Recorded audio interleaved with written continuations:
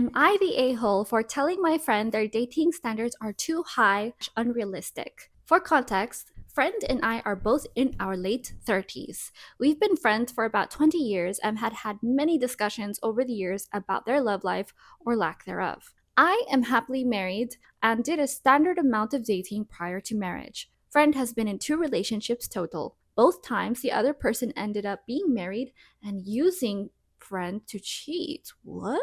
Friends seemed genuinely unaware of their partner's relationship status, but the red flags were definitely there. Only getting together at friends' home, never meeting any of the partner's friends or family, not being incorporated into their partner's life at all, partner not wanting to be included in friend's life outside the bedroom, etc. Friend has been on dating apps lately and came to me to vent about someone they'd matched with. Friends seemed to enjoy talking to this person a lot, but found out after a few conversations that this person didn't meet some of their requirements, so they cut off contact and were bemoaning their terrible dating luck. Friends' list of requirements for a partner includes, but is not limited to, must have graduated from university, must have a good job, must be very attractive, it's in capital, must not be significantly overweight. This particular person had a college degree but was working a retail job. So they were disqualified when friend found out where they worked. What? I love friend and care about them deeply, but their standards seem pretty silly to me, and some of them are downright hypocritical. Friend went to college and has a decent job as a public school employee. Friend is very overweight. I am too, so no comments about fat shaming, please. I don't think there's anything wrong with being fat, but I do think it's weird to be a fat person that refuses to date other fat people. I don't know how to say this without coming across as an a-hole, but friend is not terribly cute either. Again, I don't think it's a problem until you are refusing to date people unless they're way more attractive than you. So in this particular instance, I told my friend I thought it was a little silly to refuse to even go on one date with this person because of their retail job. This person was living on their own and supporting themselves, so I asked friends why it matters so much what someone does for work. Friend got snappy and retorted that they're allowed to have standards. I replied that they're absolutely entitled to make their own rules, but that their list of requirements is very restrictive and somewhat unrealistic. Friend asked what I meant by that, and I said I thought it was a little ridiculous for them to refuse to date fat people or people that don't look like models or people without degrees. Friend was enraged and called me an unsupportive a-hole. I've been biting my tongue about this for decades and now regretting opening my mouth. Am I the a-hole? Apparently, this person was deemed not the a-hole. Let me know in the comments below what you think about this, because I know a lot of guys who are, I don't know a lot of guys, I know of a lot of guys who are the opposite of everything girls talk about that they want in a guy when dating. So they'll be short, fat, bald, and have a horrible attitude. But they walk in the room and you get their aura of, I'm the best. A lot of women will be like a model. She's gorgeous and stunning, graceful, friendly, has all the fabulous attributes that you want in someone who's lovely. She'll think, I don't think I'm good enough. Those kind of girls. I noticed that stark difference between men and women. Obviously, it's fabulous to have standards. I have a friend whom I thought her standards were above and beyond crazy, but they're not crazy. She's young, she's beautiful, she's rich, she has a good job. She has literally everything the world in the palm of her hand, and she's young and successful and beautiful, gorgeous. She would get approached by really successful, well-dressed men who have their life together, and she would still say, no, no, no.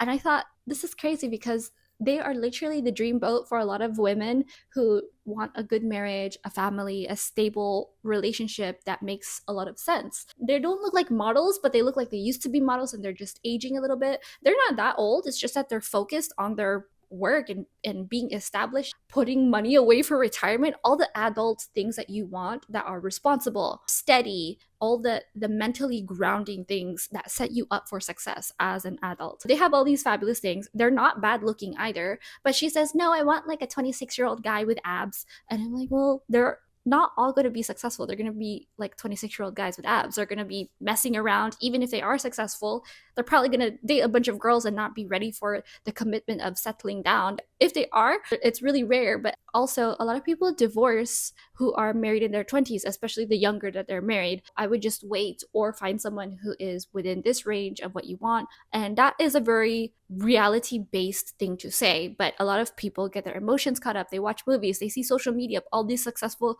couples, and they don't realize that the guy is actually 35 and he has huge shoulders and abs. He dresses well because he lets his girlfriend dress him. It sounds like you absolutely love your friend, you care for her, but you're just trying to give her a sense of reality, which is perfectly commendable. It's admissible in court. It's really weird when women are looking for a guy who does really well in his job, has a steady job. She probably has a steady job, and women have a lower tolerance for feeling comfortable. If they don't make that much, for example, I live in Los Angeles and the minimum wage here is a little bit higher than the rest of the United States. Even if you have minimum wage here, and different regions in Southern California have different minimum wage. If you get paid, say, $24 an hour, you can live a decent, steady, good life as a woman on your own and do okay. You can do fine. You're surrounded by a fabulous lifestyle of glitterati on the street, seeing glamorous people in your grocery store. So you have essentially everything you've ever wanted. You can drive to the beach, a decent apartment, you have a good way of life here. The threshold is a bit lower for women, where we're okay with having okay jobs, but we want a guy who's doing very, very well because we're naturally hypergamous. We date equal across or better than us, where men will date equal or less than them because they don't care about that. They're not looking to be provided for a majority of the time.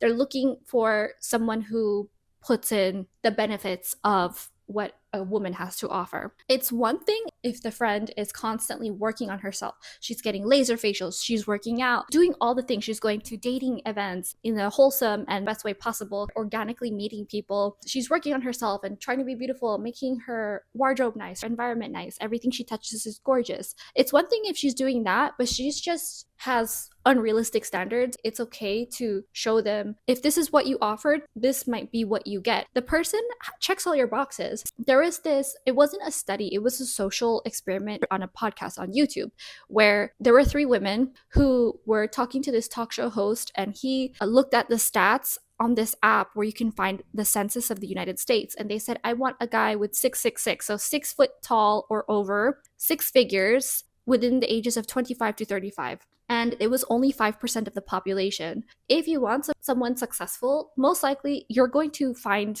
someone who's a little bit older and established, has had some time, because time usually equals a little bit of wealth if that's what you're looking for. Past 75K a year, even before taxes, people are living pretty well. You don't have to worry about if someone has a university degree, especially in the United States, because a lot of people who are super successful are multimillionaires, usually by the time they're in their 60s. These people usually are starting to become a millionaire by the time they're 40-ish average. These people are usually self-taught, self-made, doing their own thing, or their father owned a business and they learn from that. They know how to invest, they know what to look out for. They're more boots on the ground as opposed to MBA, corporate, talking finance, a whole other industry. The fact that someone goes to university can just mean that they're in a lot of debt.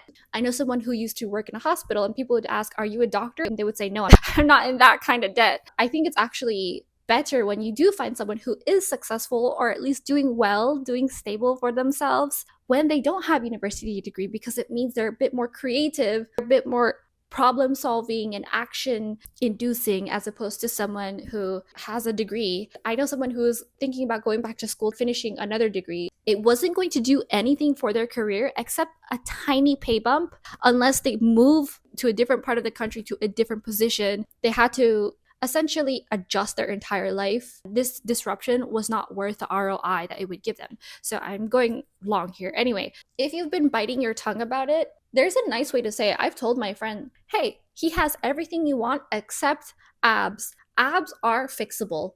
Abs are something you can do together. You can say, hey, you want to join me at the gym? I'm going to wear my cutest outfit. You're going to want to be in shape when you see me in my cute gym outfit. You can go to the gym at the time when other guys are there who are huge, and they will think, oh, it's time to get huge. I don't know. They could think positive things, but you have to positively encourage them and not talk down to them. I would talk up the guy. If I were you, I would say, this guy's great. He literally checks off everything on your boxes.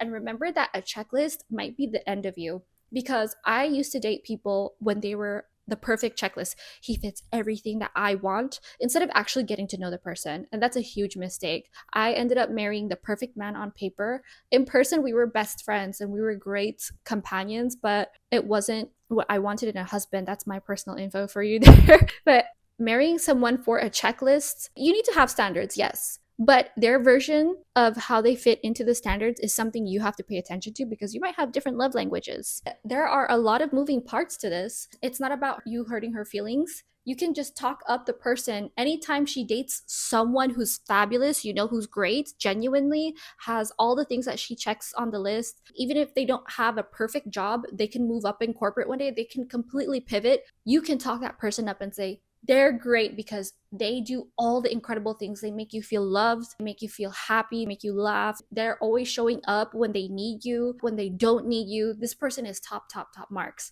according to your checklist. So you can do that. You're not the a-hole. You just could have said it a little bit nicer.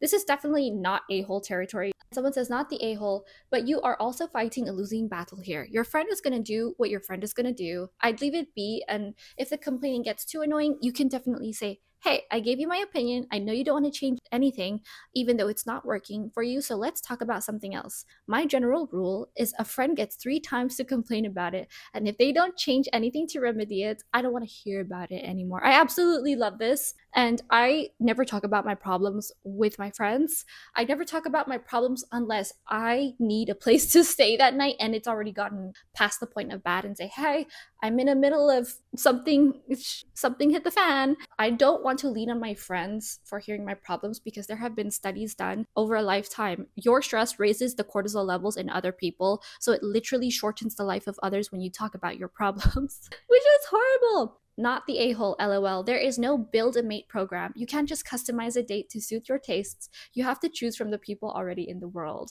I like that. So get to know the person. You never know. Let me know what you think in the comments below, what you would do, how you would talk to your friend, especially when it's a friend that you absolutely love and care for, but you need to show them a little bit of reality with a ginger touch. If you want more content like this, subscribe, click the bell, tell all your friends, watch this several thousand times. If you want more etiquette and a deeper dive into how to treat people well, strengthen your relationships, personal to yourself with self-respect and professional, visit dixonetiquette.com. It's my etiquette course and I am in the midst of giving it a facelift right now, so get it with the dirt cheap price that it has. Get that locked in and you'll have access to the new and improved version as we're working on it. Thank you so much for watching and I'll see you later.